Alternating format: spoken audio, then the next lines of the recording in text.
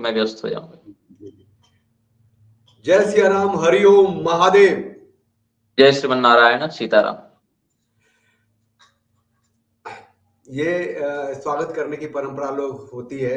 मुझे नहीं लगता कि आप जैसे आपने समय दिया, इसके लिए आभार। और मुझे लगता है कि जो भी जुड़ेंगे और इसे ज्ञान के रूप में न लें, एक ये जो प्रायोगिक धरातल है, जो हम जीवन शैली हमारी, उसमें उतारें आपकी बातों को, तो शायद हम सब को एक रास्ता मिलेगा। आप जो भी बोलते हैं, मुझे लगता है कि अनुभव और बुद्धि से ज्यादा वो वैदिक जो सिस्टम से जो आपने ज्ञान अर्जन किया उसका है। हम शुरू करते हैं महादेव। वर्तमान परिदृश्य में हम जो इधर कुछ चंद दिनों में जो अपराध हुए हैं, है ना, उसको हाँ। उठा के हम अपनी जगह पे आएंगे। जो मैंने आपसे पूछना है, संदेश खाली हुआ था, जहां की एक शाहजहां शेख नाम का एक इस्लामी व्यक्ति था, हिंदुओं के घरों में हिंदू स्त्रियों को मतलब फिक्स करता था और कहता था तुम इसके पति हो गए, लेकिन अधिकार हमारा है। कर्नाटक में एक मोबाइल शॉप में क्या हुआ कि वो हनुमान चालीसा सुन रहा था, उसकी पिटाई हो गई। दिल्ली के मेडिकल कॉलेज में 13 मेडिकल पढ़ने वाली छात्राओं ने सलीम शेख नाम के असिस्टेंट प्रोफेसर पे सेक्सुअल हरासमेंट का चार्ज लगाया, सड़कों पे आई। और अभी कल 6 साल और 11 साल के 2 बच्चों को सैलून में काम करने वाले जावेद और उसके भाई ने काट दिया, खत्म कर दिया। तो सवाल ये है कि आप इस तरीके के अपराध को मजहबी अपराध मानते हैं या एक आम अपराध मानते हैं? अगर ये अपराध है और इस हद तक है, इसका समाधान क्या है? देखिए अनूप जी, आपने जिन घटनाओं का उल्लेख किया उन घटनाओं में हम सामने तो नहीं थे, लेकिन जिस घटना में हम सामने थे वो घटना मैं आपको यहाँ संकेत कर दूं। जहां पर मैं बैठकर ये इंटरव्यू दे रहा हूँ, साक्षात्कार आपको दे रहा हूँ, वहां से पूर्व दिशा की ओर लगभग 200-300 मीटर दूरी पर अभी 10-15 दिन पहले घटना यह घटित हुई कि घर में काम करने वाले एक मुसलमान मजदूर ने लगभग 40-50 लाख रुपए की डकैती की। उसी घर में रोज आता जाता था और वहीं के परिवार वालों को हथियार के दम पर उसने लूटा। और जब ये शिकायत लेकर वे प्रशासन के पास गए, प्रशासन ने छापेमारी की, पकड़ा भी गया वो व्यक्ति। उसके पक्ष से सैकड़ों लोग आ गए। कौन से लोग आ गए? जो स्वयं उसके मजहब वाले थे। तो सामान्य घटना नहीं कर सकते। सामान्य घटना ये नहीं है, ये मजहब की द्वारा किसी भी व्यक्ति के द्वारा कोई कुकृत्य किया जाता है, वो अकेला नहीं होता, उसके पीछे उसके पूरे समुदाय का हाथ होता है। बात यहां नहीं रुकी, बात ये रुकी कि जो वरिष्ठ पुलिस अधिकारी था वो भी मुसलमान था और उसने उस व्यक्ति को छुड़वा भी दिया। तो बात यह है कि मुसलमान सबसे पहले एक मुसलमान होता है, चाहे वो सड़क का रिक्शा चालक हो, चाहे वो हामिद अंसारी के रूप में उपराष्ट्रपति बनकर बैठा हो, चाहे वो किसी थानेदार या एसपी डीएसपी के पद पर बैठा, वो पहले तो मुसलमान होता है। और आज नहीं, ये जो विचारधारा है ये आदिकाल से है। असभ्रष्ट आचारा भा संसारा धर्म सुनई नहीं काना, ते बहुविधि त्रासई देश निकासई जो कह वेद पुराना। ये गोस्वामी तुलसीदास जी की पंक्तियां मैं उद्धृत करता हूँ। रावण इत्यादि के द्वारा जिस प्रकार का अत्याचार किया जाता था, जैसे कि आपने बताया हनुमान चालीसा बजाने पर मर्डर हो जा रहे हैं, हत्याएं हो जा रही हैं, ऐसा पहले भी होता आया। आपने समाधान की बात की है, समाधान क्या हुआ इसका? कठोरतम दंड विधान जब तक अधिकृत शासक के द्वारा नहीं किया जाएगा तब तक इसका समाधान नहीं हो सकता, क्योंकि वर्तमान शासन तंत्र जो चल रहा है वह इन्हीं लोगों के पीछे पीछे कटोरा लेकर घूमते रहता है कि मुझे वोट दे दो, मुझे वोट दे दो। तो जो व्यवस्था इन आश्रय लेकर सत्ता को स्थापित करने का प्रयास करती है, वो इनके विरुद्ध कार्य करने का साहस कभी नहीं कर सकती। विरुद्ध कार्य वही कर सकता है, दंडित वही कर सकता है जो स्वयं निर्भय हो, इन पर आश्रित न हो, इनके अत्याचारों से डरता न हो, और साथ ही साथ जिसमें जीने मरने की कोई चाहत ही न बची हो। अगर व्यक्ति जिजीविषा रखेगा, जीने की इच्छा रखेगा, परिवार के विषय में सोचेगा, तो कभी सामने आकर नहीं लड़ पाएगा। आप एक बात गौर करेंगे, अगर हमारे घर के बाहर दंगा हो जाए, एक तरफ मुसलमानों की बस्ती हो, एक तरफ हिंदुओं की बस्ती हो, और ये मैंने देखा है रांची में, जो मेरा एक प्रकार से कर्म क्षेत्र रहा 20 वर्षों तक। रांची झारखंड की राजधानी है, तो वहां पर मैंने पुलिस को भागते देखा है। हथियार है पुलिस के पास, लेकिन आप गोली नहीं चला सकते क्योंकि सीनियर का आदेश नहीं है। और सीनियर का आदेश नहीं है क्योंकि नेताजी ने बैन कर रखा है, क्योंकि नेताजी का वोट प्रभावित हो जाएगा वहां पर।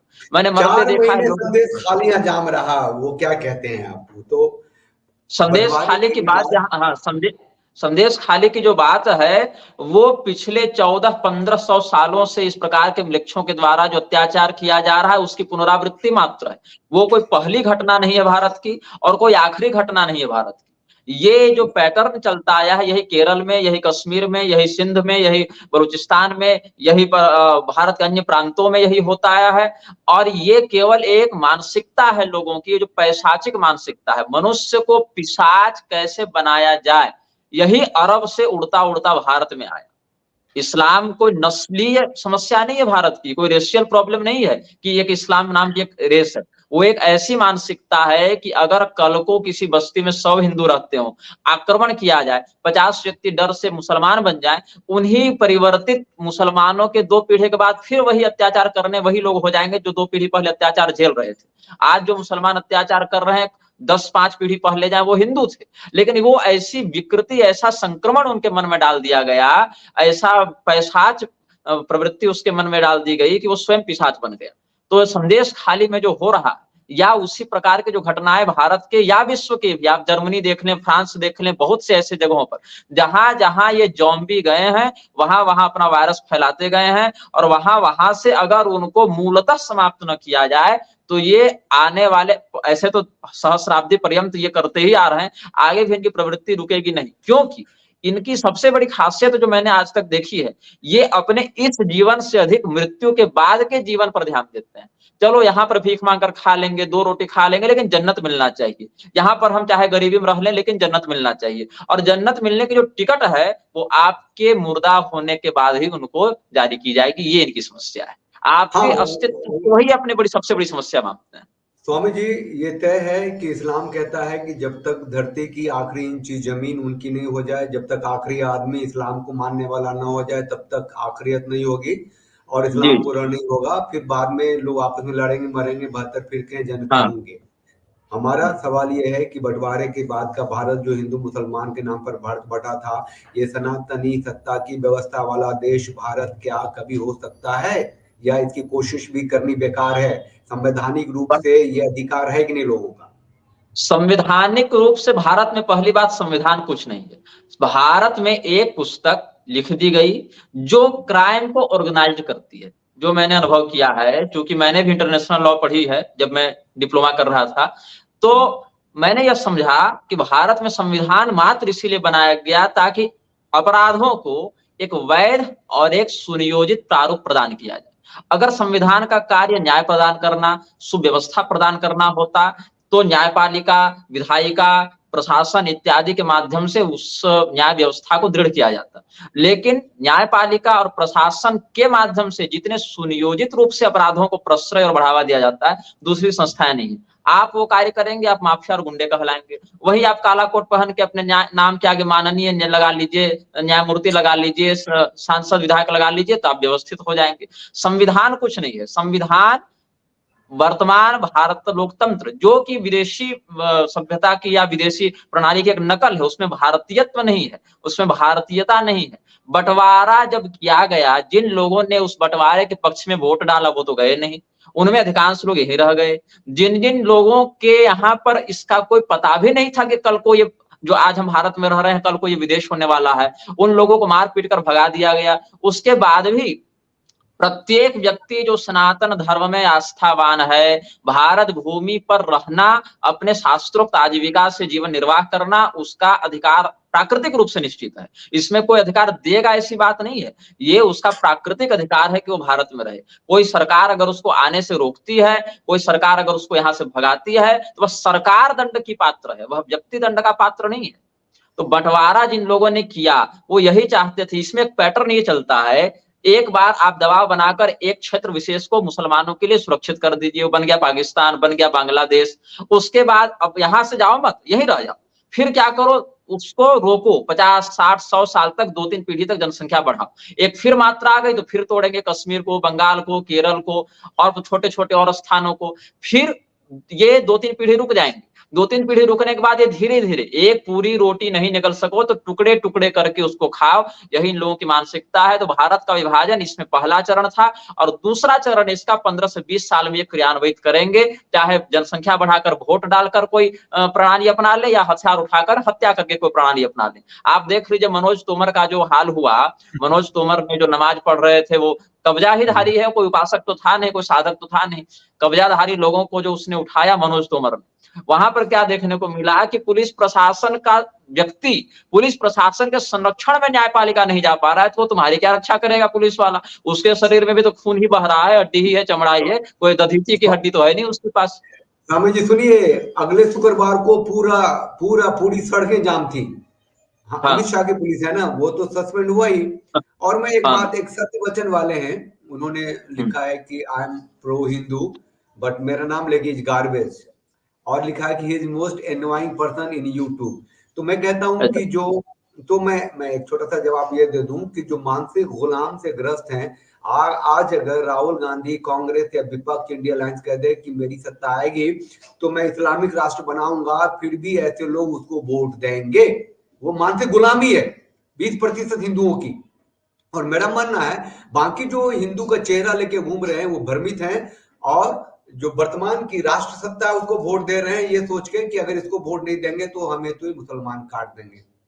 ये डर है, हाँ ये बिल्कुल भ्रम है। बिल्कुल तो वो बिल्कुल हिंदू बिल्कुल। स्वतः होकर के आगे नहीं आ रहा है। चलिए, अब इनके जवाब देने में लगेंगे तो हम तो बस गए काम से। मेरा है कि हम हिंदू हैं, सनातनी है, राष्ट्रवादी है, बंटवारे के बाद के भारत को हिंदू सनातनी सत्ता की राजनीतिक व्यवस्था वाला देश चाहते हैं, इसीलिए हम लोगों से बात करते हैं।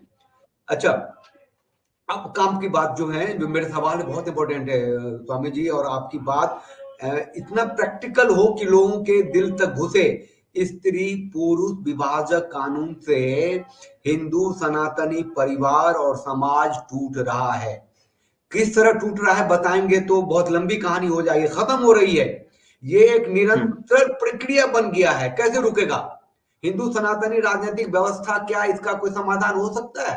कोई पुरुष आयोग इसका समाधान हो सकता है? क्या करें, लेकिन टूट रहा है। Most productive citizen of the nation तबाह हो रहे हैं। आईएएस, आईपीएस, कलेक्टर, क्या क्या सब ने आत्महत्या की है। बात ऐसी है अनूप जी कि सनातन धर्म के अंतर्गत स्त्री और पुरुष के संबंध को दो दृष्टि से परिभाषित किया गया है। एक है विवाह, दूसरा है व्यभिचार।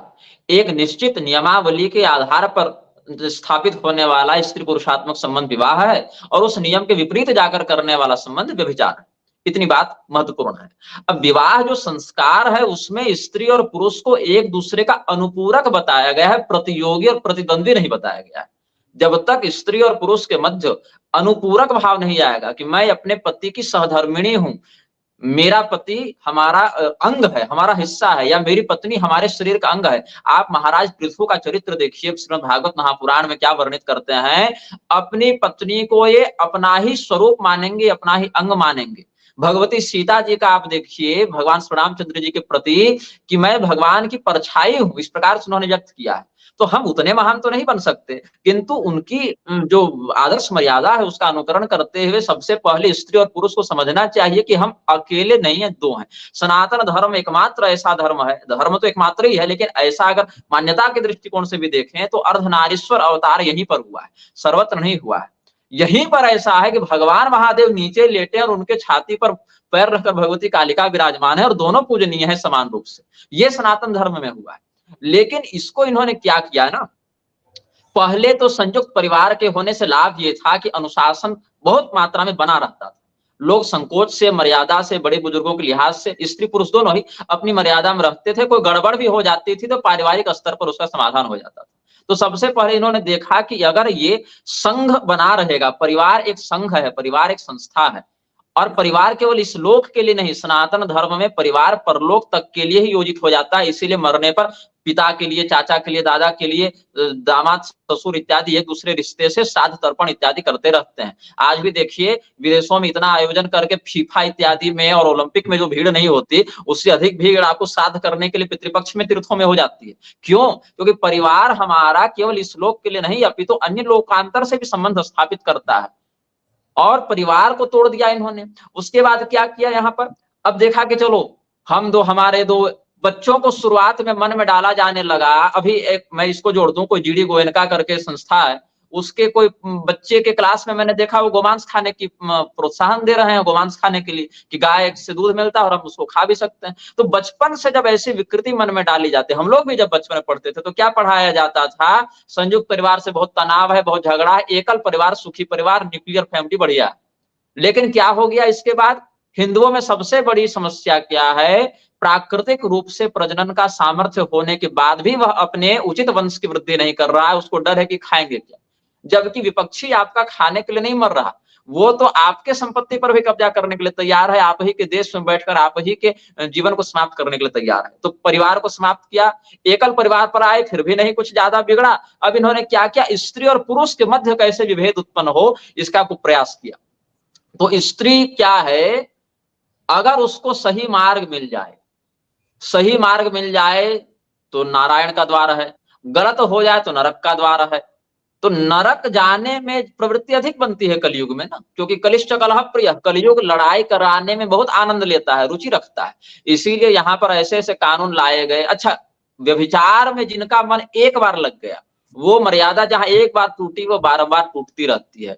तो नेताजी, वकील साहब, जज साहब, ये सब जो बैठे रहते हैं, ये एक एक चमड़ी के एक एक इंच का सौदा करके बैठे रहते हैं कि किससे कितने एलुमनी दिलाएंगे तो हमको कितना कमीशन मिलेगा।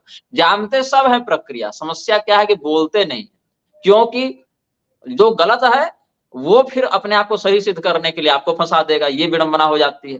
तो भारत में ऐसे कानूनों को लाकर महिलाओं को बल नहीं दिया जा रहा है। अच्छा बताइए, जो बहू सास पर केस कर रही है, ननद पर केस करे, तो क्या वहां स्त्री वो नहीं है, उसकी सास, उसकी ननद, उसकी भाभी स्त्री नहीं है?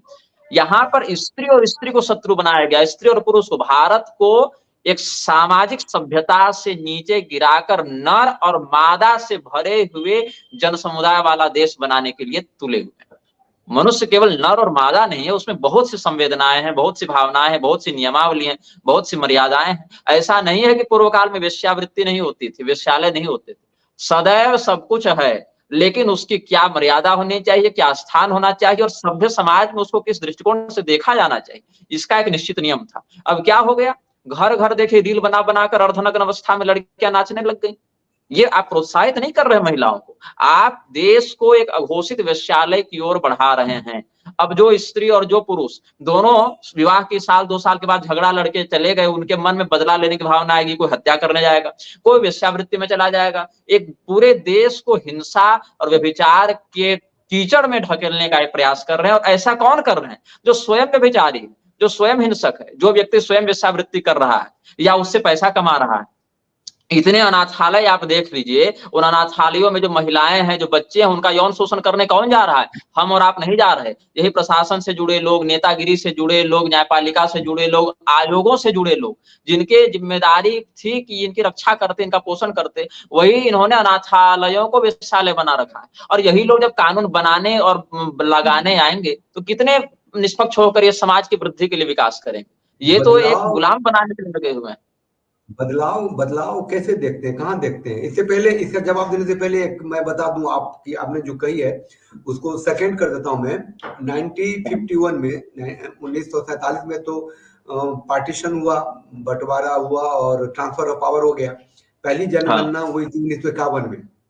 तो हिंदू, सिख, ईसाई, बौद्ध ये मिला के भारत में जो बच गए थे, उस समय ईसाई तो गिनती के कुछ हजार में थे, 92% थे, और 7% जो थे वो थे मुसलमान 1951 में।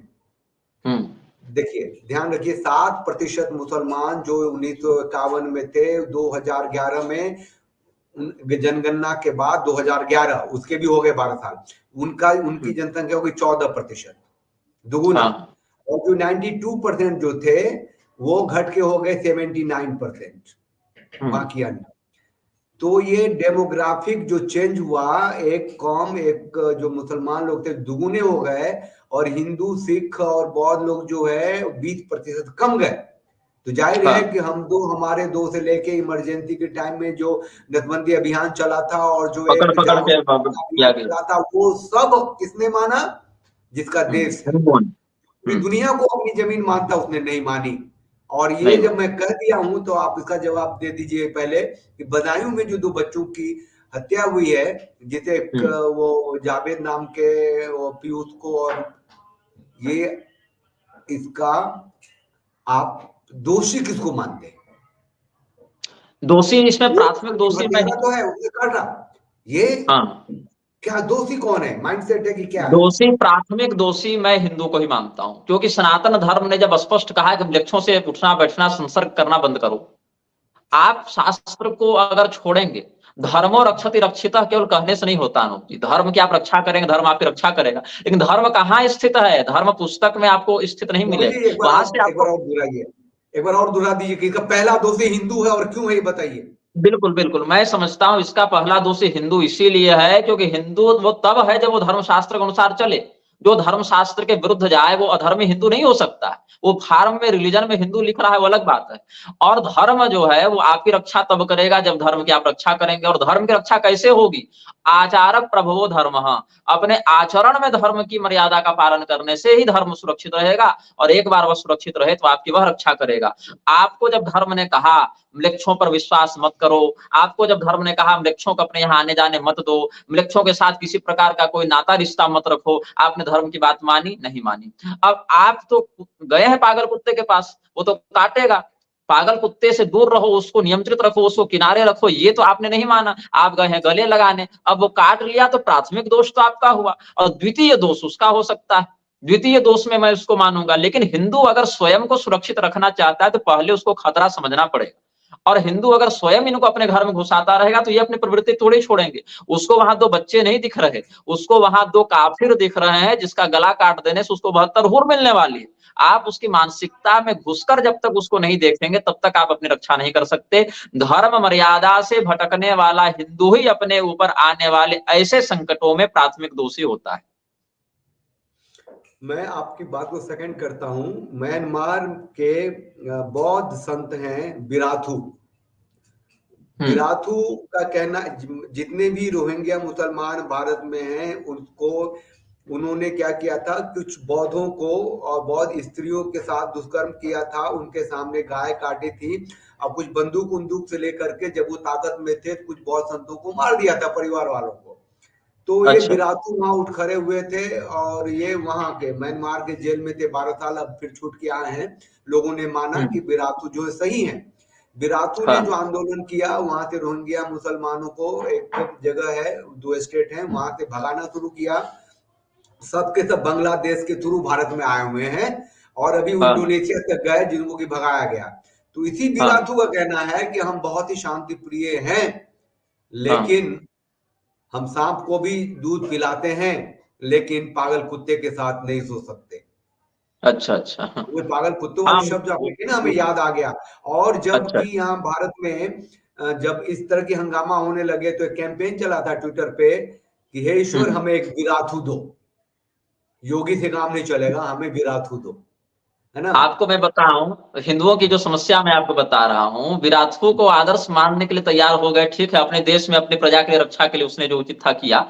लेकिन हमारे सनातन धर्म में आप चंड प्रद्योत का उदाहरण लें, जो क्षेमक के पुत्र थे, चंड प्रद्योत ने म्लेच्छों का ऐसा संहार किया कि नाम प्रद्योत से चंड प्रद्योत पड़ गया। हमारे यहाँ महाराज सगर का जो उदाहरण लिया गया है, वो सगर महाराज समस्त म्लेच्छों से भारत को हटा चुके। आज के आधुनिक काल में राजाओं में गिने तो राजा विक्रमादित्य, राजा शालिवाहन इत्यादि या स्कंदगुप्त इत्यादि ने म्लेच्छों को दूर भगाने के लिए बहुत सुदृढ़ योजना और ठोस काम किया है। हमें भी अपने पूर्व के शासकों से, आचार्यों से ऐसी व्यावहारिक प्रेरणा लेने की आवश्यकता है। लेकिन क्या लाभ हुआ? उस समय के वे शासक इसीलिए सफल हुए क्योंकि एक तो प्रजा स्वयं में शास्त्रों के अनुशासन को स्वीकार करती थी और दूसरे वो राजाजन स्वयं को सर्वोपरि नहीं मानते हुए धर्म को सर्वोपरि मानते थे। अपने अनुसार धर्म नहीं चलाते थे, धर्म के अनुसार स्वयं को चलाते थे। इसीलिए म्लेच्छों से लड़ने में सफल हुए। दो दो उदाहरण देके एक सवाल करता हूं। एक थे कर्नाटक के लिंगायत संत। तो हाँ। कर्नाटक में 17% जो आबादी है, जनसंख्या है, वो लिंगायत की है। हाँ। तो वो उनकी वेशभूषा, पूजा पद्धति सब हिंदुओं जैसी है। मैं अंदर में तो गया नहीं कभी, लेकिन नहीं फिर नहीं, मैं एक लिंगायतों पर मैंने काफी अध्ययन किया है। लिंगायत भी तो सनातन अभी धर्म के हिस्सा है, मैं पाशुपत उस मत में सवाल आते हैं। के गिर्द में ही हूँ, तो आपसे हाँ। सवाल कर दूं। मेरा सवाल ये कि उसमें लिंगायत संत थे शिव मूर्ति मुरुगा शरणारू, ठीक है। अच्छा। तो वो जिस मठ के संत हैं उसमें जो जिसको मुखिया बनना था, मठाधीश बनना था, उसने शादी कर ली, प्रेम कर ली, तो ये बने। हम्म। तो जब बाद में बड़ा हुआ तो मतलब शादी करके आया, तो चूंकि मठ का तो कभी चीफ बनने वाला था, तो उसको और कोई हम्म। जिम्मेदारी दी गई, वहां अच्छा। छोड़ते हैं। अब क्या हम्म। हुआ कि पोक्सो एक्ट के तहत इस हम्म। शिवा मूर्ति मुरुगा शरणारू पे हम्म। दो लड़कियां खड़ी हुई। वो किसी एनजीओ के पास गई, एनजीओ ने केस किया और उन्हें जेल की सजा हुई, वो जेल गए, ठीक। तब गए जेल जबकि भारतीय जनता पार्टी की सरकार थी और लिंगायत के वोट से थी, इसीलिए कि इसने अमित शाह ने कह दिया था कि हम लिंगायत को एक अलग कल्ट का दर्जा दे देंगे, हिंदुओं से भी अलग। हाँ, ठीक उस है। पर हमने ये जो अलग धर्म की बात थी, उस पर मैंने एक लेख लिखा था कि लिंगायतों को हिंदू धर्म से अलग नहीं किया जा सकता, वो उसके अभिन्न हिस्सा है। हाँ, वो अलग बात कर लेंगे। तो सहमत अभी किया जो था। सवाल कर रहे हैं, तो देखिए अब इनको क्या हुआ, 2021 में ये गए 2017-18, खैर एक्यूरेट टाइम नहीं लिखा ने हमने। उनको हाँ। मिला बेल, बेल मिला, पोक्सो में बेल मिला, बहुत बड़ी बात है। और 4 घंटे के अंदर फिर गिरफ्तार कर लिया, ओहो। क्योंकि वो 2 केस था। अब हाँ। है कि और दूसरे संत हैं, हम संत शिरोमणि आसाराम बाबू कहते हैं, जिनको कि 2 लाइफ टाइम का इसी पोक्सो केस में सजा हुई पड़ी है। और सब जानते हैं कि जो तथ्य है उसमें कहीं से भी दुष्कर्म नहीं है। यहाँ तक कि हम्म। उस पर भी शक है कि ये बच्ची कभी उससे मिली भी कुटिया में जाके, हो वट एवर। अभी 86 साल के हैं। सवाल ये है कि अब जब जेल में जाएंगे, एक संत हैं अनिरुद्धाचार्य हैं कि क्या है, वो जेल गए हैं वहां प्रवचन करने। तो जितने भी वहां कैदी हैं उसमें बहुत सारे हैं जो 18 साल के, 20 साल के हैं और प्रेम किया, पोक्सो लग गया और जेल में है। तो हाँ। पोक्सो जो protection of child against sexual abuse जो कानून है, उसका प्रयोग संतों और बृहद रूप से पुरुषों के अपराधीकरण का कानून है। बिना सबूत के गिरफ्तारी का कानून है, लेकिन जब कोई मजबूत ताकतवर आदमी होता है तो कानून बदलता भी है। तो हाँ। ये स्त्री सशक्तिकरण है या सत्ता में बैठे हुए लोगों को दबाने का औजार है जो कमजोर हैं, जिनसे खतरा है, भुगतता है आम पुरुष संत समाज। देखिए अनूप जी, बात ऐसी है कि सरकार ने ये जो पोक्सो है वो तो बाद में लाया, उससे पहले 2005 जो, में। हाँ, उससे पहले ही इसकी भूमिका तैयार कर दी गई। कोई भी कानून स्वतंत्रता नहीं रखता है, उसके आगे पीछे बहुत से कानून लगे रहते हैं। सबसे पहले ये, अच्छा लगेगा कि इस पर ये कानून जो नाबालिग किससे भ्रमण करे, यही मूल मुद्दा यही है कि नाबालिग से संबंध बनाने वाला इसके ये अंतर्गत कानून है। नहीं, नहीं, लेकिन इसमें संबंध बात दूर ये, की हो गई, गलत बैड टच भी जोड़ दिया उसमें। अच्छा उसमें गुड अच्छा टच बैड टच भी जोड़ अच्छा। दिया। ये ठीक ऐसे ही है। ओहो। हाँ। जबकि अब दंपति में जब वैवाहिक, जब भी हम विवाह करते हैं तो उसकी तो 3 फैक्टर हैं कि सहमति है, सहवास है, संतति है, सामाजिक निर्माण है।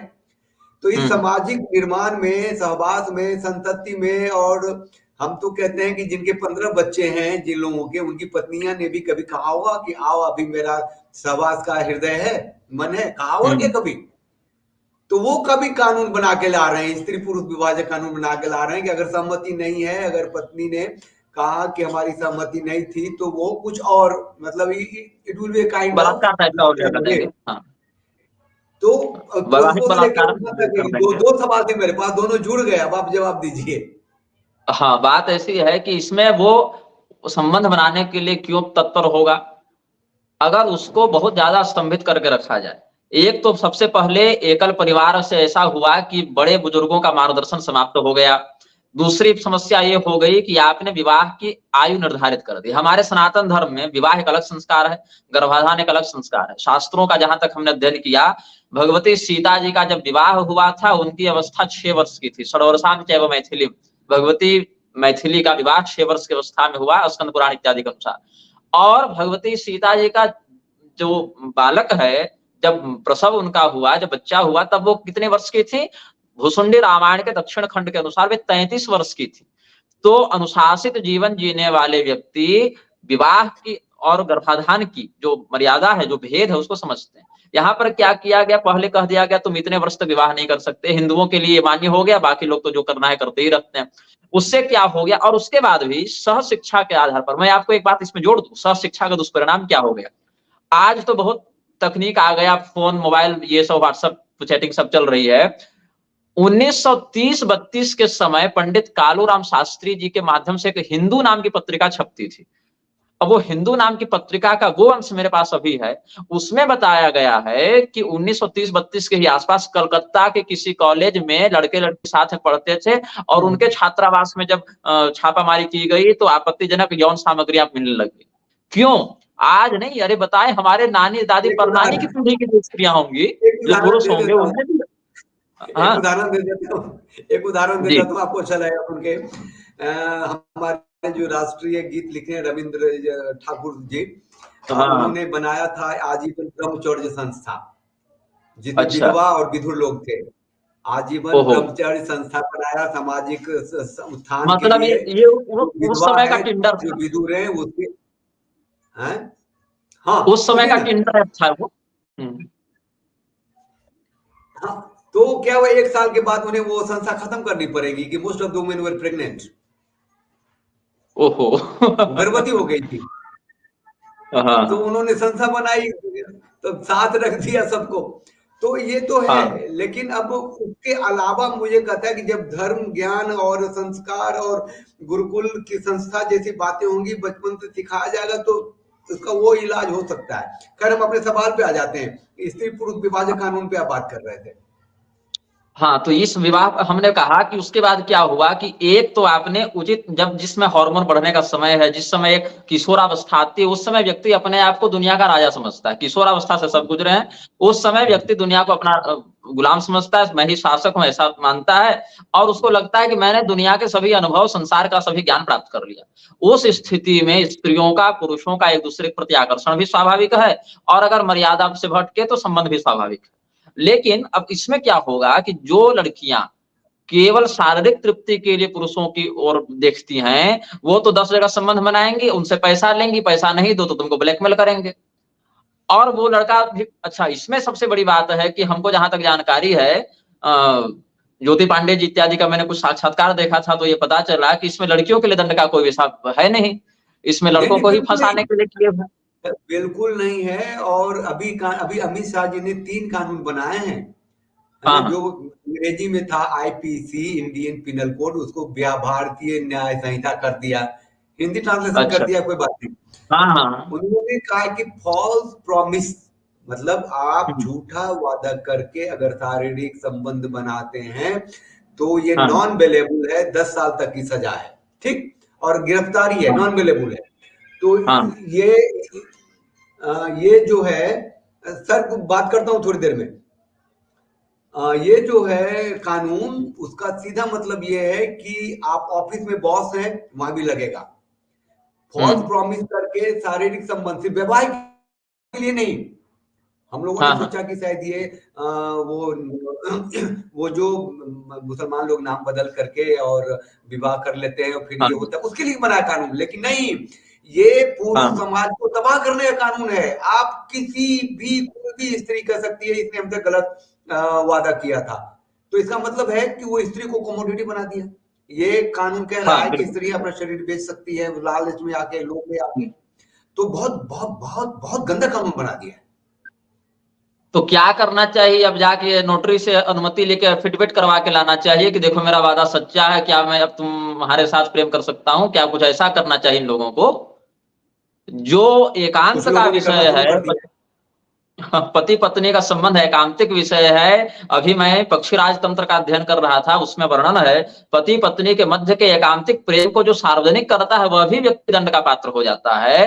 और यहाँ पर जो इस प्रकार का, अगर कोई अपने पत्नी से भी अगर करना चाहे और पत्नी को अगर कोई व्यक्ति अगर भ्रमित कर दे, तो वो तो कह देगी कि इसने जो हमारे कंसेंट के बिना और हमारे साथ धोखा कर दे दिया, झूठा वादा करके हमारा शोषण कर लिया, ये प्रवृत्ति बन जाएगी।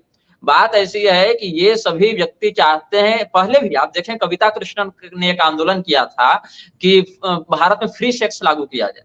कोई भी व्यक्ति किसी से भी संबंध बनाने के लिए स्वतंत्र हो जाए, ऐसा उसने एक कविता कृष्ण ने कहा था। हमने उसको कुछ गालियां दी तो लोगों ने कहा कि निग्रहाचार्य गाली देते हैं। अब उसी बात को धीरे धीरे किसी विचारधारा का बीज बोया जाता है, उसकी विकृति का बीज बोया जाता है। अब धीरे धीरे ऐसे ही कानून आएंगे कि पुरुष स्त्रियों से दूर जाने लगेंगे, स्त्रियां व्यभिचारिणी होने लगेंगी, तो इनको मार्केट में एजेंट मिलने लगेंगे अपनी यौन तृप्ति के लिए, और कोई इसमें कारण नहीं। ये दिल्ली की, अब वो राज्यसभा की सांसद चुनी गई हैं स्वाति मालीवाल। हाँ, वो महिला आयोग की 8 साल 10 साल तक रही थी, जब तक जैसे केजरीवाल की सरकार जितने दिन रही वो रही। हाँ, महिला आयोग हाँ, की चेयरपर्सन रही।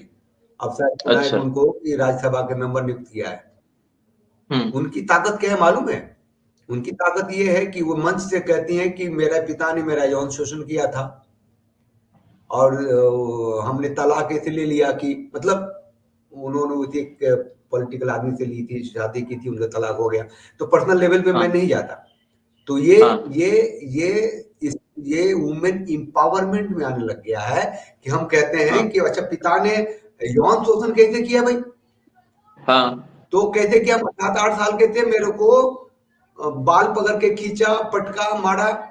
मतलब कि अर्थ को अनर्थ करने में, मतलब जो पारिवारिक व्यवस्था में जो दंड विधान है बच्चों को अनुशासित करने के लिए, उस सब को भी ये लोग लैंगिक शोषण से जोड़ के देखने लग गए हैं। अरे बहुत विभत्स स्थिति बन गई है समाज की। मुझे थोड़ा कहने में, हालांकि मुझे क्या संकोच है, श्रोता अपना समझ लें। हम लोगों का जो शरीर है वो जन्म के समय ही माता के शरीर से अलग हो गया था, ये बीच में फंस गए। इसीलिए लिंग और योनि की इतर के विषयों पर इनका ध्यान ही नहीं जा पा रहा, हर चीज को वहीं पर सर्वर उनका वहीं अटक गया है। अच्छा, आप ये मानते हैं कि मनुस्मृति के बारे में क्या ख्याल है? भारत का संविधान होना चाहिए ऐसा? मनुस्मृति भारत का नहीं, संपूर्ण मानव मात्र का संविधान। इसीलिए मनु शब्द से ही मानव बना, मनु से ही मनुष्य बना। जो आदम की संतान है वो तो अलग समझ लें अपना हिसाब, लेकिन जो स्वयं को मनुष्य, ये मानवाधिकार आयोग वाले पहले जूता मारने योग्य है, अपना नाम बदलें। इनको शब्द और शब्दार्थ का ज्ञान नहीं है। ये मनु के पहले बात, ये मनुस्मृति को जब मानते नहीं तो किस औकात से स्वयं को मानव कहते हैं? किस अधिकार से स्वयं को मानव कहते हैं? मानवाधिकार आयोग का नाम बहुत फर्जी है, और फर्जी नाम के कारण ये लोग फर्जी काम कर रहे हैं। सारा काम दानव का करना है तो मानव क्यों नाम रखे हो तुम? तुम्हारे जो है सो नानी दादी अम्मा मौसी सबके जो है सो पर लग जाते हैं जब कोई सनातन धर्म से संबंधित विषय आता है। जब आतंकवादियों का संरक्षण करना रहता है तो तुम्हारा अग्निवेद जागृत हो जाता है। मनु महाराज के अनुशासन को नहीं मानते हो तो मानव कहलाना बंद करो, वो उनके नाम का कॉपीराइट है। आप स्वयं को मानव नहीं कर सकते यदि आप मनु के सिद्धांत की अवमानना करते हैं। ये तो वही बात हो गई कि आप भारत के नागरिक हैं और आप जाके पाकिस्तान को गुप्त सूचना दे रहे हैं, तो आप तो भारत के साथ गद्दारी कर रहे हैं। वैसे मनु महाराज के नाम पर आपने आयोग बना रखा है और मनु महाराज के सिद्धांत की अवमानना कर रहे हैं। इसी प्रकार से स्त्री पुरुष के संबंधों के बारे में मनुस्मृति क्या कहता है? देखिए, वहां तो विवाह के बहुत से प्रकार वर्णित हैं। स्त्री का कहां पर धनात्मक अधिकार है, कहां पर दंडात्मक अधिकार है, स्त्री के साथ दुराचार करने वाले के लिए क्या दंड है, वो तो बहुत सारे विषय हैं उसमें। लेकिन अन्याय इत्यादि कहीं बात है, यत्र नार्यस्तु पूज्यन्ते रमन्ते तत्र देवता की बात भी मनुस्मृति इत्यादि के ही सिद्धांत से अनुकरणीय है। और यह भी अनुकरणीय है कि न स्त्री स्वातंत्र्य मर्हति, दोनों बातें शास्त्र में। स्त्री को स्वतंत्र नहीं छोड़ना चाहिए, ये बात भी है, और स्त्री पूजनीय है, सम्माननीय है, ये बात भी है। लेकिन कैसे परिप्रेक्ष्य में, इस पर चिंतन मैं 2 शब्दों में व्यक्त करूंगा। पिता रक्षति कौमारे भर्ता रक्षति यौवने, रक्षा करने के लिए उसको स्वतंत्र नहीं छोड़ा जाएगा। ये नहीं कि आप उसको कड़ी बीड़ी लगा के गुलाम बना के स्लेवरी करवा रहे हैं, ऐसा नहीं है। पिता कुंवारेपन में रक्षा करता है, जवानी में पति रक्षा करता है, बुढ़ापे में पुत्र इत्यादि रक्षा करते हैं। उस स्त्री को स्वतंत्र नहीं छोड़ा जाता है। यहाँ स्वतंत्रता का अर्थ है जैसे पतंग में रस्सी बंधी है, वो स्वतंत्र नहीं है। अगर उसको काट दिया जाए वो पतंग कभी नहीं उड़ पाएगी, वो जमीन पर गिर जाएगी। उसकी उड़ान ही इसीलिए है क्योंकि वो रस्सी बंधी हुई है। इसीलिए पिता रूपी रक्षक, पति रूपी रक्षक, पुत्र रूपी रक्षकों से युक्त होकर स्त्री की शोभा है, उसकी सुरक्षा है, उसका सम्मान, उसकी अभिवृद्धि है, ये भाव है वहां। कहीं भी शास्त्र में, यहां तक कि अब बाकी संप्रदाय भी इसको मानते हैं, लेकिन हम लोग शाक्त परंपरा में हम तो विशेष करके कहते हैं कि कुसुम से भी पुष्प से भी स्त्री को न मारे। लेकिन हाँ, ये बात भी है कि अगर उस स्त्री ने संपूर्ण समाज को ही रसातल भेजने की ठेकेदारी दे रखी हो। ताड़का पूतना इत्यादि का वध करने के लिए ही भगवान आए थे, और सबरी, अहल्या, द्रौपदी जैसी स्त्रियों का उद्धार करने के लिए भी भगवान आए थे। अधर्म और धर्म जेंडर नहीं देखता है, वो एक मानसिकता पर आश्रित है। ये लोग जो आज की तारीख में, वो कैसे लोग हैं जो कहते हैं कि तुम मनुवादी हो, है ना? हाँ, तो गर्व और से ये मनुवादी है। मनुवादी के खिलाफ आजादी जैसे नारे लगते हैं। तो क्या महाराज चाहिए मनु ने आजादी? सबको महाराज मनु ने सबको मानव बनाया, सबको अनुशासित किया, सबको धर्मानुसार चलने की राह दिखाई। यही उनका काम है, यही उनका कर्तव्य है। उन्होंने अपना कर्तव्य किया, हम उनका अनुसरण कर रहे हैं। अब तुम अगर सुअर, कुत्ते, बिल्ली के योनि में हो, क्योंकि मनु तो मान नहीं रहे हो, तो साक्षात पशु पुच्छ विषाण ही, न सिंह पूछ नहीं है, लेकिन हो तुम पशु। तो अगर तुम पशुता का प्रसारण करना चाहते हो तो सभ्य समाज तो उसको स्वीकार करेगा नहीं, अपितु समयानुसार तुमको दंडित करेगा विकृति फैलाने के आरोप में। तो यहाँ पर मनुष्य तो वो है कि पशु पक्षी का भी रमण हो रहा हो तो थोड़ा नजर हटा लेते हैं कि चलो उनका प्रेम चल रहा है, उधर नहीं देखना चाहिए। एक सामान्य शिष्टाचार की बात मैं बता रहा हूँ। पशु पक्षी का भी रमण मनुष्य नहीं देखना चाहता। यहाँ तो जो मनुवाद से आजादी चाह रहे, वो जेएनयू में जाके क्या क्या कर्मकांड कर रहे हैं, कर्मकांड तो सही शब्द हो गया, क्या क्या कुकर्म कर रहे हैं, वो तो प्रत्यक्ष है सबके सामने। पूरे भारत में अभी पिछले 2-3 वर्षों में ओटीटी पर देख लीजिए, रील्स पर देख लीजिए, जितना अश्लील चित्रण किया जा रहा है, वो किसकी देन है? मनुवादी से आजादी की ही देन है। जो व्यक्ति मुख में और लिंग योनि में भेद नहीं समझता, ऐसा व्यक्ति ही भगवान मनु के संविधान से आजादी चाहेगा। और एक बार वह आजाद तो मन से हो ही गया है, वो तो अस्खलित हो गया, वो तो पथभ्रष्ट हो गया। लेकिन वो क्या चाहता है कि अगर मैं इस प्रकार से भ्रष्ट हूं तो सामने वाला क्यों नहीं है, उसको भी अपने अनुसार भ्रष्ट करो। ये पहले से भी होता आया है। भगवान मनु के सिद्धांत की अवमानना करने वाले व्यभिचारी गण, दुराचारी गण पहले भी हुए हैं, स्वैरवर्तिनी स्त्रियां पहले भी हुई हैं, पहले भी इस प्रकार का दुराचार होता आया है। लेकिन सभ्य समाज उसको न तब स्वीकार करता था, न अब स्वीकार करेगा। भविष्य में एक व्यक्ति भी अगर सनातन धर्म के अनुसार रहने वाला बचेगा तो वो उसको गलत ही मानेगा। उसमें एक अलग तेजस्विता होगी जो दूसरे में संभव नहीं। स्वामी जी, हम एक अलग सेशन रखेंगे इस मनु स्मृति पे, और उसमें बात करेंगे डिटेल। इसको यहाँ रोकते हैं, क्योंकि ये जब बात करने लगेंगे तो 1 घंटा हाँ। चाहिए पूरा, ये ज्यादा भी चाहिए। नहीं, तो आप वो कहिए तो मैं ये मनुस्मृति लेकर बैठूंगा अगली बार। आप श्लोक बताते जाइए, मैं समीक्षण करते जाऊंगा कि क्या प्रसंग है, उसका क्या नहीं, वो अर्थ है। आप ही मेरे बताइए पास यहाँ ध्यान से। मनुस्मृति के 60 टीकाएं हैं। मैं अपनी उम्र के 60वें साल में जाने वाला हूँ, और आपको विश्वास नहीं होगा कि मैंने चारों वेद का सकल आज से 5 साल पहले देखा। 55 साल अच्छा। की उम्र में।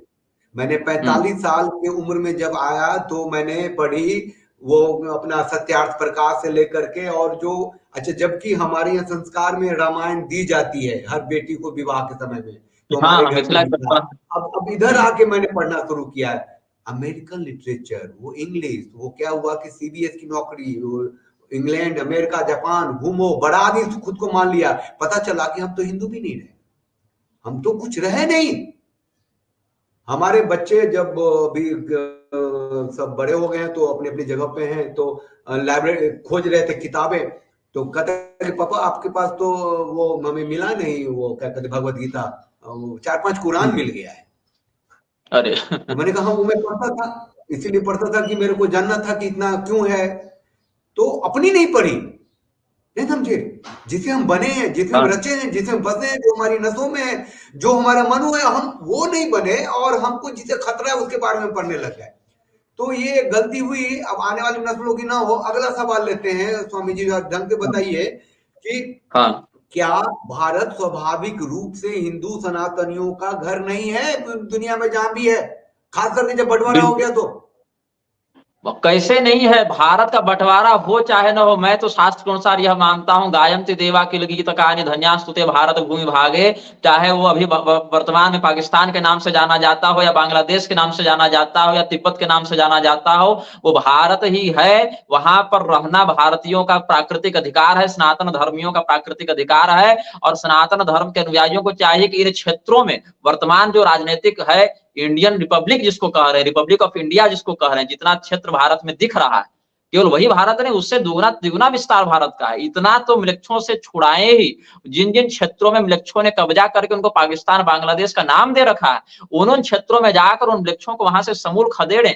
ये पीढ़ियों की प्रक्रिया है। कई पीढ़ी लगे उनको वहां कब्जा करने में, आपको 2-3 पीढ़ी लगेंगे वहां से उनको निकालने में अगर ऐसे चलेंगे तो। लेकिन उसके लिए पहले ये समझना पड़ेगा कि वर्तमान में हिंदुओं का रक्षक उनकी कुल परंपरा, उनकी आचार्य परंपरा, उनकी शास्त्र परंपरा के विपरीत जाने वाला कोई भी राजनेता, कोई भी अधिकारी, कोई भी व्यापारी, कोई भी धर्मगुरु नहीं हो सकता है। भारत भूमि में रहना ही सनातन धर्मियों का अधिकार और कर्तव्य दोनों है। कर्तव्य मैं इसीलिए कह रहा हूं क्योंकि पैसा और प्रसिद्धि के लालच में बहुत से लोग विदेशों में जाकर वृक्षों से संसर्ग करते रहते हैं और वहां की गंदगी यहाँ लाते रहते हैं। इसीलिए सनातन धर्म के अंतर्गत जो है सो न जन्मयात नान्तमयात श्रुति के आधार पर वृक्ष संसर्ग, विदेश गमन आदि को भी निषिद्ध कृत्य में रखा है। तो भारत भूमि में रहना हमारा अधिकार भी है और हमारा कर्तव्य भी है। हम इसको छोड़कर कहीं जाएंगे तो हम सनातन धर्म को उस दृढ़ता से पालन करने के अधिकारी नहीं रहेंगे। तो भारत जितना दिख रहा है, जितना बचा है, उतना तो बचा कर रखें। प्रयास यह करना है कि जिन क्षेत्रों में बंटवारे से पहले लोगों ने कब्जा करके रखा था, आज जहां पर उनका कब्जा हो चुका है, उसको भी हम समूल नष्ट करें उनके कब्जा को और वहां पर सनातन धर्म का ध्वज पुनः फहराएं। अगर ऐसा नहीं करते हैं तो वो विकृति धीरे धीरे यहाँ बढ़ती ही रहेगी और जो बचा है वो भी नहीं बचेगा। नहीं तो ये संभव है क्या? हिंदू सनातनी सत्ता की व्यवस्था, राजनीतिक सत्ता की व्यवस्था कहाँ से होगी? कहाँ है कोई? नहीं, इसमें इस व्यवस्था में नहीं, इस व्यवस्था में मेरी कोई निष्ठा ही नहीं। ये व्यवस्था नहीं है, ये तो कब्जा है, अवैध कब्जा है। अंग्रेजों ने देखा कि हम सीधे शासन करने में सफल नहीं हो रहे हैं, थोड़े हमें दिक्कत का सामना करना पड़ रहा था, अपने अपने एजेंट बैठाकर एक ऐसी व्यवस्था बना दी, एक ऐसा तालमेल उसमें बैठा दिया कि आप सनातन धर्म, आज आप देखिए ना, भारतीय जनता जो हिंदू हैं मंदिरों में जाकर चढ़ावा दे रहे हैं, तुरंत सरकार वहां डकैती करके उसको ईसाई मुसलमानों में बांट दे रही है। ये व्यवस्था नहीं है, काम सारा वही चल रहा है। बस अंतर ये है, उस समय एक संविधान नहीं था, जिसके हाथ में तलवार थी वो लूट कर ले जाता था। आज बंदूक हाथ में है और वर्दी वाले लोग हाथ में हैं और संविधान नाम का एक ऐसा पुस्तक, इन्होंने ऐसी पुस्तक लिख दी है जिससे हर कुकर्म को ये वैध सिद्ध कर सके। इतना ही। आप लाइसेंस लेकर, आप नहीं, मतलब कोई भी म्लेच्छ या कोई, आजकल तो बहुत से दुष्ट हिंदू भी इसमें लग गए हैं, लाइसेंस लेकर गाय काट रहे हैं, उसको ये लोग व्यापार कह रहे हैं, बिजनेस कह रहे हैं, रॉयल्टी कह रहे हैं। धर्म और अधर्म से ऊपर इनकी राजस्व मुद्रा हो गई है और इनका मनमौजीपन हो गया है। जिस दिन जैसे शासन को मुसलमान से डर लगता है, वैसे ही हिंदू को जिस दिन धर्म शास्त्रों के अनुशासन से भय लगेगा, और जब उस अनुशासन का भय शासन को होगा तो 2, 4, 5, 10 सालों में ही सारी व्यवस्था सुधर जाएगी। लेकिन वो थोड़ा सा कठिन है, लंबा संघर्ष है। हम आशान्वित हैं इस विषय में, क्योंकि धर्म हमारा आपका नहीं है। धर्म भगवान बनाते हैं, भगवान बचाते हैं। धर्मस्य प्रभुरच्युतः, हम और आप धर्म के मालिक नहीं है ना, भगवान धर्म के मालिक हैं। तो भगवान से भक्तों ने क्या याचना की है कि आपके सामने किम त्वदग्रे शरणागतानां पराभवो नाथ न तेनुरूपः। यमुनाचार्य स्वामी जी कहते हैं आलवंदार स्तोत्र में कि प्रभु हम तो है ही नालायक, लेकिन आपके भक्त तो हैं, आपके सामने हमारी पराजय हो रही है, इसमें हमारी लज्जा नहीं, इसमें आपकी लज्जा है। जिस दिन भारत का हिंदू अपने, आपको कुल देवता का ज्ञान नहीं, आपको कुल पुरोहित का ज्ञान नहीं, तो बेसिक जिस खानदान में जन्म लिए उसके गोत्र परंपरा, कुल परंपरा का भी बोध नहीं रहेगा, तो राष्ट्रीय स्तर पर कैसे चेतना जागृत होगी? पहले तो व्यक्तिगत स्तर पर जागृत होना पड़ेगा। जिस दिन निष्ठा पूर्वक अपने कुल देवता से, अपने इष्ट देवता से निवेदन किया जाने लगेगा कि हमारी रक्षा कीजिए। भगवान भी कब अवतार लिए? जब भगवान से जाकर निवेदन किया है पृथ्वी देव, सूर मुनि गंधर्वा मिलिकर सर्वागे विरंच के लोका, तो भगवान भी ऐसे थोड़े ही स्वतः संज्ञान लेकर पहुंच जाते हैं, उनको भी भक्त निवेदन करते हैं। हम भी निवेदन करेंगे कि स्वयं तो नहीं आएंगे अभी, क्योंकि अवतार बहुत ठोस होते हैं, निश्चित होते हैं, लेकिन दिव्य आवेश से युक्त ऐसे महापुरुषों को भारत में भेजें। शासन के क्षेत्र में, ज्ञान के क्षेत्र में, व्यापार के क्षेत्र में, सेवा के क्षेत्र में, ब्राह्मण क्षत्रिय वैश्य शूद्र हर क्षेत्र में ऐसे दिव्यात्माओं को पुनः भेजें कि भारत भूमि को पुनः उस गौरव से युक्त किया जा सके जिसमें वह स्थित थी। अजय, वो स्वामी जी जिक्र जरूरी है, 2024 का चुनाव आ रहा है और हम जो हिंदू सनातनी संस्कृति, परंपरा, धर्म, सभ्यता की बात करते हैं, इसमें तो कोई दो राय नहीं है कि जीवित सभ्यता एकमात्र हिंदू सनातनियों की सभ्यता जो जीवित है। एकम सनातन भारत दल आया और मैं उनसे बात करता रहता हूँ। कल परसों भी जो उसका अध्यक्ष आए थे मेरे पास, उनकी 4-5 बातें मेरे अंदर घुस गई कि वो उनका सब सिद्धांत है। हम यहाँ बोल देना चाहते हैं आपको कि आपको जवाब देने में आसानी होगी। गौ हत्या पे पूर्ण प्रतिबंध। 1947 में भारत बंटवारा हुआ था, 1991 में उनको जरूरत पड़ गई कानून बनाने की, प्लेसेज ऑफ वर्शिप एक्ट 1991। बताइए, हाँ। 1991 में कानून बनाया कि जो भी पूजा स्थल हैं हिंदुओं के, वो अगर टूटे हैं, फूटे हैं, ध्वस्त के हैं, कब्जाए गए हैं, उस पर आप बात ही नहीं कर सकते, केस मुकदमा नहीं कर सकते, उसको हटाएंगे। हाँ। सरकार के अंदर सरकार, कानून के अंदर कानून, जज के अंदर जज, मतलब अदालत के अंदर अदालत बना दिया वक्फ बोर्ड बना के। कब? 1995 में। अरे बाप रे, बंटवारे कितने साल बाद, और वो मुसलमानों की संपत्ति है, उसके नाम से, उसका कोर्ट है, उसकी अदालत है। आज भी मंदिर मठ सब जो है सरकारी कब्जे में है। तो ये जो एकम सनातन भारत दल है, कहता है कि इन सब चीजों को तुम आते ही रिपील करेंगे, और डेमोग्राफिक चेंज जो हुआ है, जहां जैसे उत्तराखंड में हो गया है, कश्मीर में था, इधर था, केरल में हो गया है, उसको हम मजबूत कानून बनाएंगे। अब भारत में जो हिंदू सनातनी है उसको पहले दर्जे का नागरिक बनाने के लिए ऐसा कुछ करेंगे। तो मुझे लगता है कि हाँ, गुरुकुल की बात करते हैं, गाय गंगा राम सेतु की बात करते हैं, कोई भी सरकारी राजनीतिक दल तो ऐसा नहीं करती। थोड़ा विश्वास जगा है, इनको साथ देना चाहिए, ये मैं कह रहा हूँ। देखिए, और बात है हमारी कि हम क्या लोग, फर्क पड़ेगा? हमारी आचार्य पीठ पर जो कर्तव्य निष्ठा है उसके आधार पर हम शास्त्र का समर्थन करते हैं, शास्त्र के अनुसार चलने वाले व्यक्ति का समर्थन करते हैं, और शास्त्र के विपरीत जाने वाले व्यक्ति का, चाहे वो अपना कुटुंब का ही क्यों ना हो, उसका विरोध करते हैं। तो शास्त्रानुसार भगवान की जो वैदिक मर्यादा है, श्रुति स्मृति पुराणागम की मर्यादा है, उसके मौलिक रूप को संरक्षित रखते हुए जो व्यक्ति जिस भी क्षेत्र में कार्य कर रहे हैं, तो धर्म के अनुसार चलने के कारण उनका हम समर्थन कर सकते हैं। और अगर उसी व्यक्ति में अगर धर्म को स्पष्ट रूप से नष्ट करने की या अज्ञान या लोभ के कारण कोई कुवृत्ति दिखेगी, तो उसका विरोध भी करेंगे। यही हमारा सार पक्ष है, सारभूत रूप में। अब इसमें मैं किसी व्यक्ति का, किसी पार्टी का, इन सब चीजों से, नहीं, राजनीतिक दल, इन सब चीजों से अगर भारत में क्या संभव है कि गौ हत्या पे पूर्ण प्रतिबंध लग जाए? भारत में क्या ये संभव है कि प्लेसेज ऑफ वर्शिप एक्ट 1992 खत्म हो जाए? भारत में ये क्या संभव है कि वक्फ एक्ट खत्म हो जाए? भारत में ये क्या संभव है कि मंदिर मठों पे सरकारी नियंत्रण खत्म हो जाए? और ये सब चीज क्या बिना राजनीतिक ताकत के संभव है? इसके लिए राजनीतिक सत्ता को तो आना ही पड़ेगा। देखिए, अगर आप चुनाव जीत कर ये बंद करना चाहते हैं, तो मेरी दृष्टि में संभव इसीलिए नहीं है क्योंकि चुनाव जीतने के लिए जनबल चाहिए। जनबल मिल भी गया तो उसको लागू करवाए रखने के लिए उतनी ताकत, उतना शस्त्र, उतना सैन्य बल आपके पास चाहिए। क्योंकि जब ये लोग आपके विरुद्ध जब सशस्त्र कार्रवाई करना प्रारंभ करेंगे, विद्रोह करेंगे, तो उसको आप समित कर सकें, दमन कर सकें। यहाँ तो वो हाल है कि गो हत्या के माध्यम से इतना बड़ा राजस्व कलेक्शन हो रहा है इनका, इतना अधिक इसको पैसे से दे दिया गया, इतने प्रोडक्ट निकाल दिए गौ माता की चमड़ी को बेच बेच कर इन लोगों ने, कि बहुत से लोगों का सीधा सीधा प्रत्यक्ष उसमें प्रभाव पड़ गया है।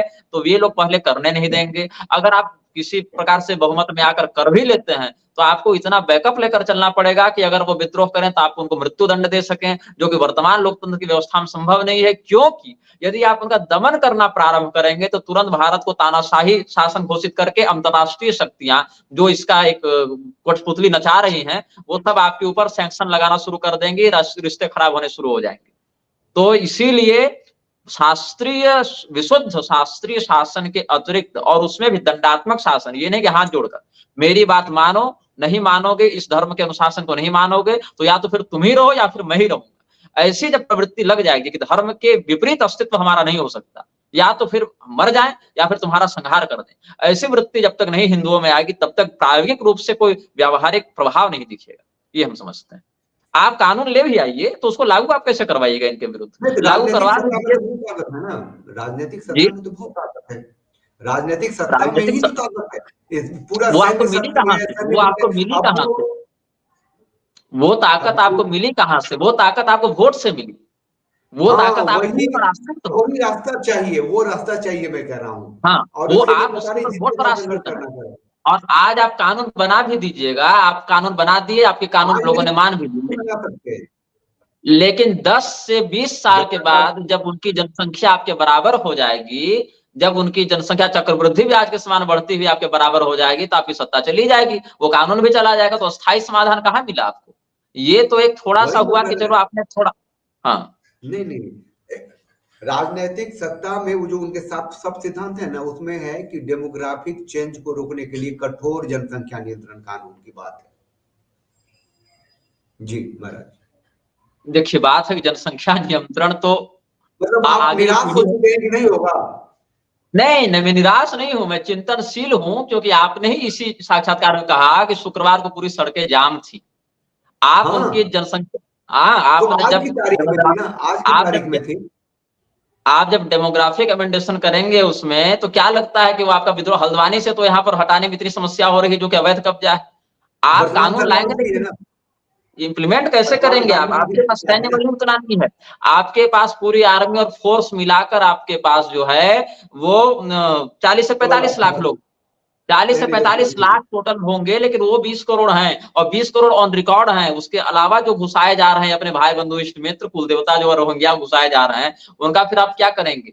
शासन जो वर्तमान जो सिस्टम चल रहा है, वो सनातन धर्म के उत्कर्ष का वो माध्यम तय ही नहीं कर सकता है। सनातन धर्म का उत्कर्ष करने के लिए शासन को बनाया ही नहीं गया है। इसकी रूपरेखा ही ऐसी तैयार की गई है कि यहाँ पर आपको काम करने के लिए बहुत अधिक स्वतंत्रता नहीं दी जाएगी, और अगर आप बहुत ज्यादा दमनात्मक नीति अपनाते हैं, दमनकारिणी नीति अपनाते हैं, तो फिर आपकी सत्ता चली जाएगी। तो आप जब तक वोट बैंक को नहीं तोड़ते हैं, वोट से अपना जो अस्तित्व है, वोट आपके अस्तित्व को ना तय करे, आपके अस्तित्व से वोट तय होना चाहिए। ये प्रभाव अगर ला पाएंगे तब तो कोई बात बनेगी। लेकिन अगर आप का अस्तित्व, आपकी सत्ता, आपका सामर्थ्य वोट पर आश्रित रहेगा, तब संभव नहीं है। क्योंकि आप कितना भी पैसा दीजिए, कितना भी आप उसको प्रभावित कीजिए, पैसा देकर लोभ से खरीदिए या हथियार से धमकाइए, लेकिन वो आप उस पर विजयी तब तक नहीं हो सकते जब तक आप पूरे भारत भूमि को, जैसे लक्ष्य आक्रांता थे, आक्रांताओं की संज्ञा देकर वहां से उनको भगाने का प्रयास नहीं करते।